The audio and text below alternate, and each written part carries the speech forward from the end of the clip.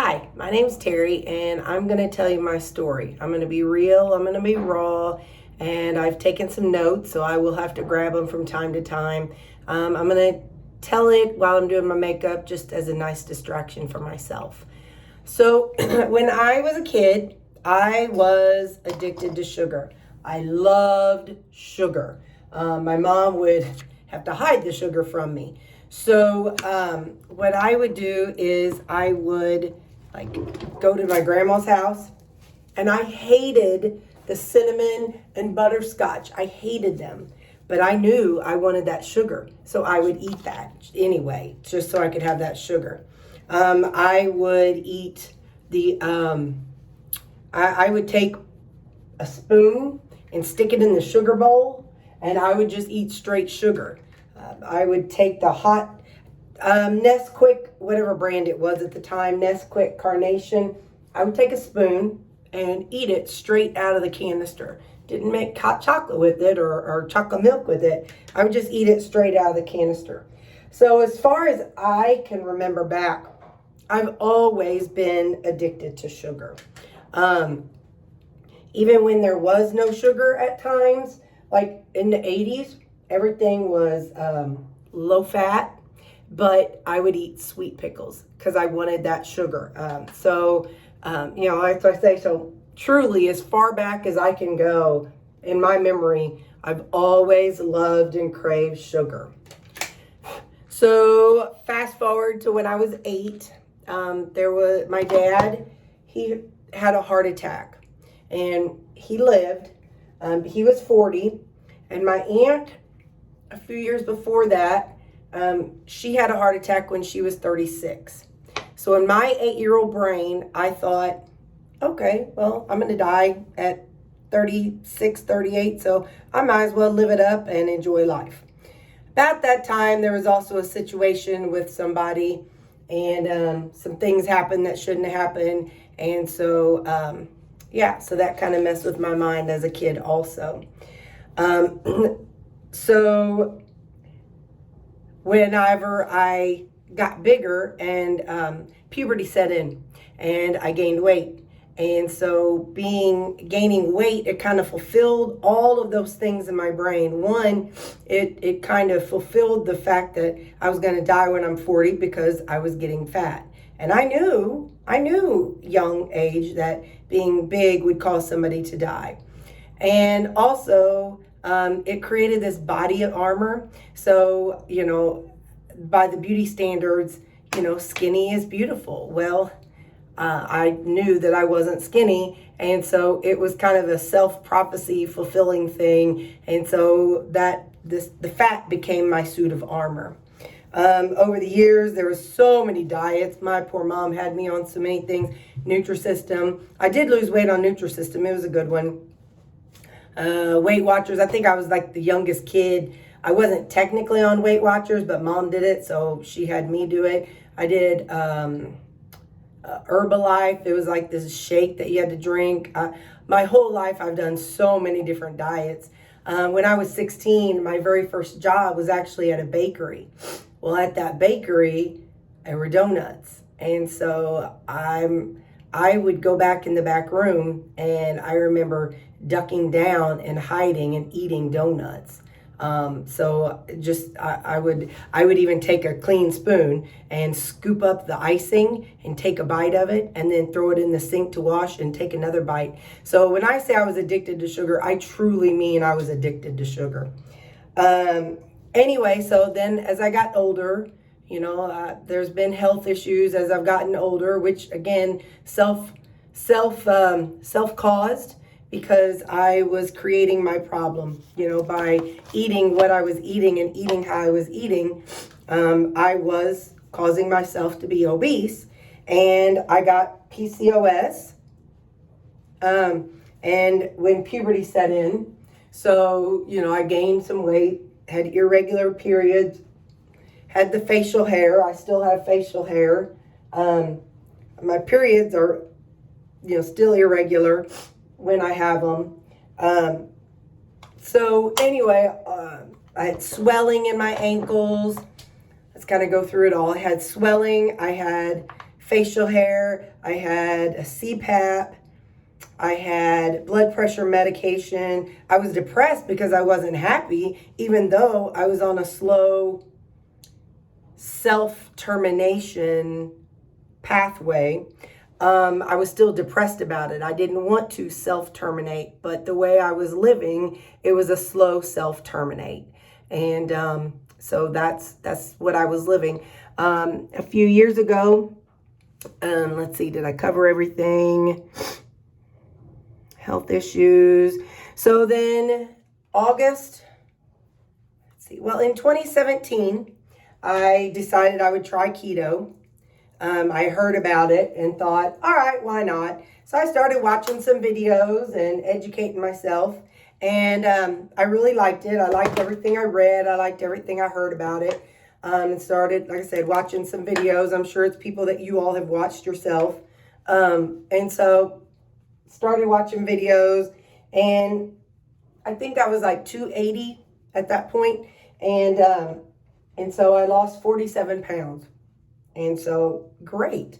Well, then I had a cyst, ovary that was twisting. So I had to have an ovary removed. Well, if I had that done, by then I met my deductible, so I might as well go for the gusto.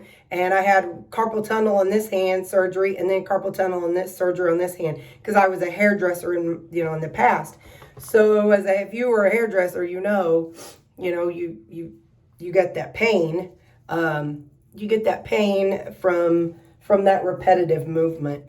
So anyway, so that was all after I had lost the weight. Well, when you can't cook, you are, you're at the mercy of yourself. So I ended up gaining that weight back plus. So fast forward to 2019, I was 338 pounds. Might as well say 340. But I was 338 pounds, and I knew I was at the stage where I did not want to die. I did not want to be on a self-termination path anymore. Something just clicked for me. And I knew that, okay, Terry, you can either live and have all your fingers and toes, or live and, keep going as you are and slowly self-terminate and lose body parts and whatnot.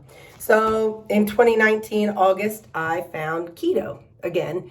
And what I did was I started with Diet Doctor for 2 months. Did the free recipes, and I picked the recipes I liked, and whatever recipe I was making for that supper, I made 2 servings, one for tonight, and then the other was my lunch the next day. And then the next day, whatever was that night, the lunch for the next day. So that's how I did it for 2 months. And I lost 26 pounds doing that. So there at that time, and I think they still are, the recipes are free, but it was dietdoctor.com. I was not one that wants to make the breads and make all the things, all the keto things that a lot of people are making. So I kind of took a more holistic approach. So anyway, I tended to, after those 2 months, I found carnivore. And hey, if I can lose weight and not have to cook, then I was all about it. So for me, I went carnivore for 22 months. And after the 22 months, including the 2 months of keto, I had lost a total of 92 pounds. However, the last 8 months of those 2 years, I had stalled. But I was faithful. I did everything right.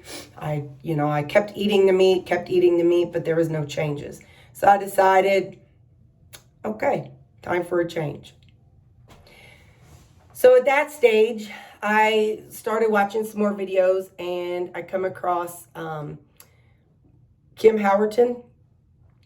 And she kind of takes a different approach from a lot of the others. A lot of the others are eat until you're satisfied, stop when you're full, eat when you're hungry.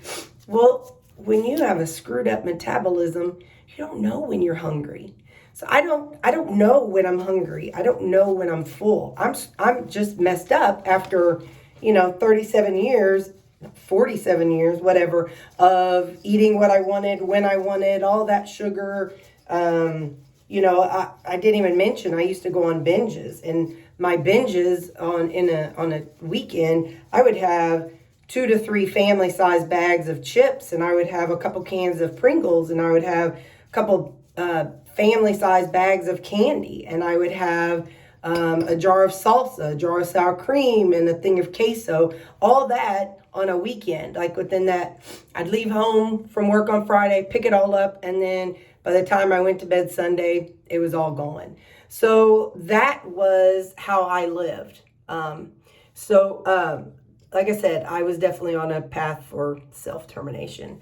And so after those 2 years of carnivore, and when I found Kim, that's when I said, okay, so maybe I could tweak something. So then I said, well, let's look at calories, because Kim talks about counting calories. So like I said, Kim Howerton is her name on YouTube. That's also the ketonist, ketonist. Anyway, and so in following her, and I had to be my own advocate at this stage. Nobody could tell me how much food should I eat? How much should it weigh? How many calories should I need? How many carbs should I eat? All that I had to figure out on my own. And so by watching her videos, that's how I learned, okay, I got to figure it out for myself. So I downloaded a tracker app and started just plugging in everything. I didn't really count everything. I just plugged it in. And so then I was like, okay, I'm getting around 2,200 calories by eating the 2 pounds of meat a day. So I'm like, let's drop it. And I think I dropped it to 1,800 calories. And, that wasn't a horrible drop. And what I did drop, it was like I changed from the fatty meat to a lean meat because I needed to see bulk. At that stage, I was not ready to see smaller portions. I needed to see large amounts. So eating lean meat was my way of getting larger amounts. So that's what I did. To get 1,800 calories, I don't even remember how much it weighed and everything, but I do that, and then I added in like 2 to 4 servings of vegetable a day. And then I did that, and whenever my scale, I would lose, and then it would stop. When the scale stopped for a couple weeks, I would drop down again. Like, all right, well, let's try 1,600 calories a day. And then I would do that, and the same thing. Scale would stop moving, so I'd change to 1,400. I think at one point I was down to 1,200 calories. I didn't do it very long because I didn't like how I felt. It might have been a couple months, maybe. Anyway, and so then I went back up, I think around 1,200, around 1,400. So that's kind of where I hung out, and until I've plateaued at where my maintenance goal weight was, which was around 168, because I knew that at 168 pounds, I will no longer be considered obese. So that's why I chose that random number. I'm okay being overweight, because if somebody is muscular, they're considered overweight. And I'm okay being lumped in with somebody who's got big bulging muscles.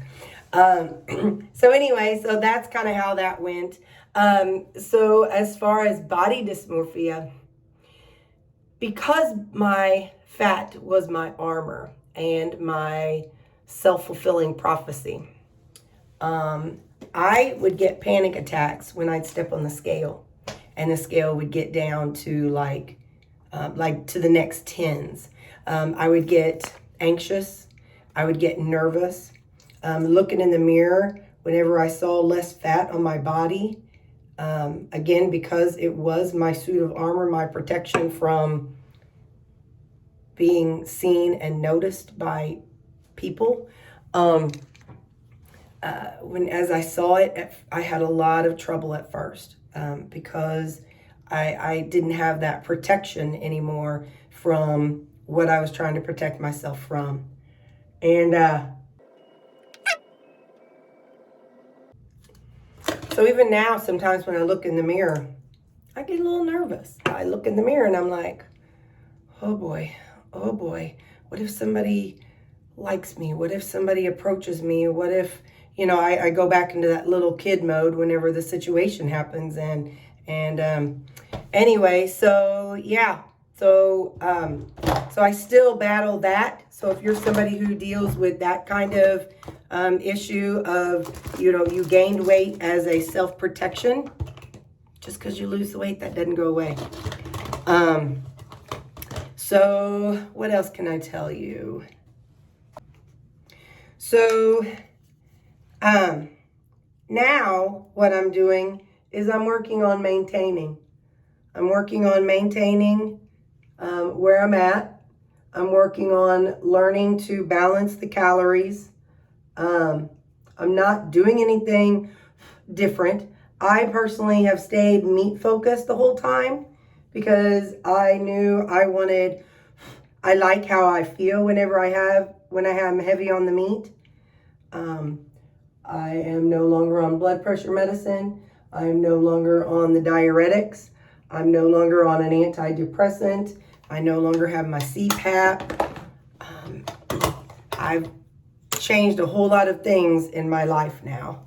But like I said, I still have days where I'm anxious about losing my suit of armor. But I now know that I didn't have to have a heart attack and die at 40. And I now know that I can live and spend time with the family. My grandmother lived to be 93, and my mom is 80. So there is longevity in the genes on my mama's side. So I do, so it is okay to live. And if I am going to live, I want to try to be as healthy as possible.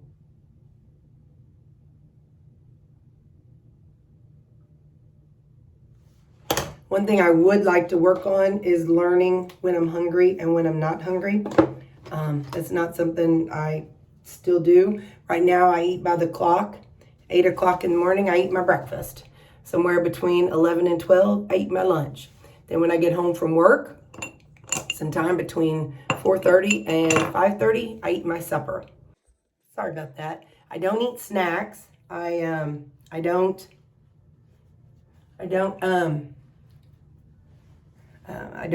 binge anymore.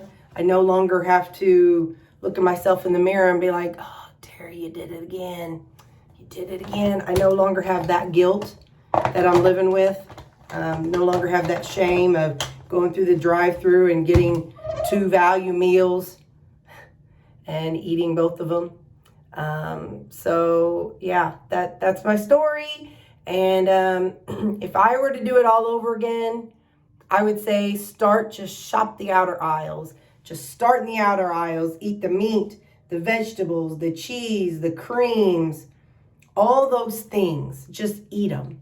Don't worry about being lean or fat whenever you first start out. Just eat. Eat those things. Learn how to cook with those things. Learn how to cook from scratch. And then at that stage, after you've done that for a couple months and you've learned and you know what you like and how to cook with those things, and after you learn how to eat those things and you get through your detox, I went through 2 weeks of detox. It was hard. It was very hard going through detox. I would come home from work and take a Benadryl. And that's how I survived being at home. And then I started crocheting. And my rule was if I crocheted, I wouldn't eat. So that kept my hands busy instead of my mouth. So anyway, shop the outer aisles and eat that way for 2-3 months until you're no longer addicted to all of the processed things. And then start putting in the tracker. Still eat those things and take a month or so and just put it all in the tracker. And then look at, okay, how are my calories? What is my scale doing? Is the scale going down while I'm eating this way? Rock on, just keep eating that way. If the scale stops moving, then you can reevaluate. Do I need to take away a little fat and get a little more lean? Do I need to cut back on the carbs? Do I have carb creep going on? Am I eating too many keto snacks, keto treats? Am I eating too much cheese, too much cream cheese, too much of those kinds of things that really are processed? So then evaluate that stage and see what you want to do. But you have to be your own advocate, because let me tell you, nobody is coming to save you. Nobody is coming to fix you. Even if you have surgery, you still have to do the mental work. It's not easy. You're going to rip off that Band-Aid and you're going to cry and you're going to be reliving old things whenever you step on that scale and you see it down and you start having panic attacks. It's going to happen, but you're going to live. You're going to live to see your grandkids. You're going to live to see your kids get married. You're going to live, and you're not going to lose your fingers and toes and, and be on all those medications that you're on right now. You might even be able to get off your CPAP. So you have to live. You have to go into survival mode and focus on living. That's what you have to do, because nobody's coming to save you. You have to save yourself. That's the hard part. That's the raw part. And that's the part you got to get to. And that's my story. Okay, bye. Here's a message from Editing Terry. You need to find out your why. What is your ultimate goal? Is your ultimate goal to live? Is your ultimate goal to do something fun and exciting? You have to figure out your why, because when the times get hard, when you're sad, when you're upset, when you're going through all those hard things that you're going to have to go through in order to get healthier, when you have to have something to fall back on, you've got to remember your why. My why is my family and my dogs. I want to be there for my dogs. I don't want somebody else to take them. I want to be there. Nobody loves my dogs like I love my dogs. So, and nobody loves my mama the way I love my mama. So those are the things that I have fallen back on whenever I was upset. So you got to find your why and your focus for why you're doing it. Because after I figure out how to tell when I'm hungry and not hungry, I got to figure out what I'm going to do. Live. I don't know how to live. I only know how to live a life of slow self-termination. So my goal for 2023 is to learn how to tell when I'm hungry and learn how to just live life and do something other than just sitting in my house, crocheting and playing video games. I don't know what else there is to do out there. And nobody's done that to myself but me. So that's what I'm saying. Nobody can save you, but you can save yourself.